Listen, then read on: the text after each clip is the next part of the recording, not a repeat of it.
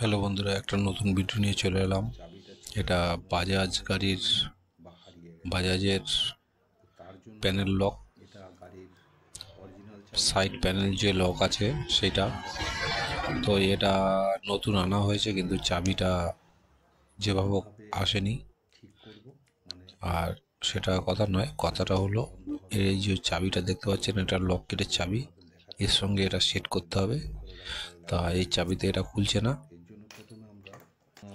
তো এর জন্য আমরা এটাকে এই চাবি লক কি এর সঙ্গে আমরা অ্যাটাচ করব। সেটা কি করে করব ওটাই আপনাদের দেখাচ্ছি। যদি ভিডিও ভালো লাগে তাহলে লাইক শেয়ার করবেন।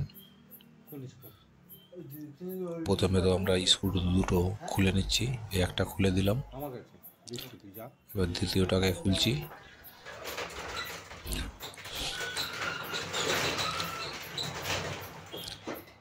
দেখুন, এটা একটা স্ক্রু, দ্বিতীয় স্ক্রুটা আমরা খুলছি। এবার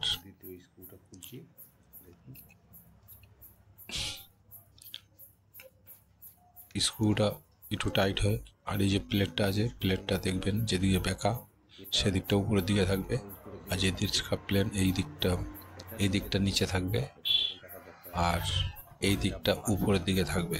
এটা খেয়াল রাখবেন, এটা বেঁকা আছে, বেঁকাটা উপরের দিকে থাকবে, এটা খেয়াল রেখে দেবেন। আর এবার যে কিভাবে চাবিটাকে ইউজ করতে হয় সেটাই দেখাবো। যে লকেটের সঙ্গে সেট করে এটাকে মিলিয়ে লকের যে চাবি ইগনিশন সুইচটা আছে, তার যে লক কিটের চাবি সেটার সঙ্গে অ্যাটাচ করব। নতুনটার সঙ্গে তো ওটা হচ্ছে না, তার কারণে এখানে দেখুন চারটে দাঁত আছে, একটা দাঁত বড় আছে, ওখানে ঠেকে যাচ্ছে। এবার আমরা ওই দাঁতটাকে খুলে বাদ দিয়ে দেবো। 1 নম্বর আর 3 নম্বর দুটো বাজছে, দুটোকে খুলে বাদ দেবো। 1 নম্বরটা প্রথমে বাদ দিয়ে দিচ্ছি, এবার একবার দেখে নিচ্ছি।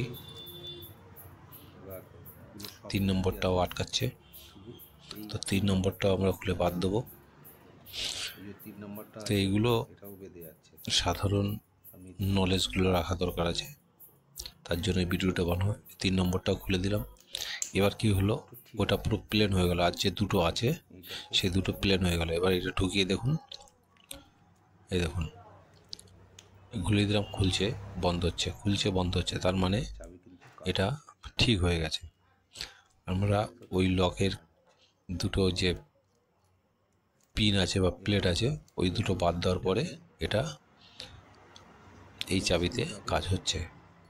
এর জন্য এটা খুলে রিপেয়ার করতে গেলে প্রথমে আপনার ভালো করে দেখে নিতে হবে যে কোনগুলো উঁচু হয়ে আছে, চাবি ঢুকালে সেইগুলোকে খুলে বাদ দিতে হবে। বাদ দিলে আপনার চাবিতে কাজ অবশ্যই হবে।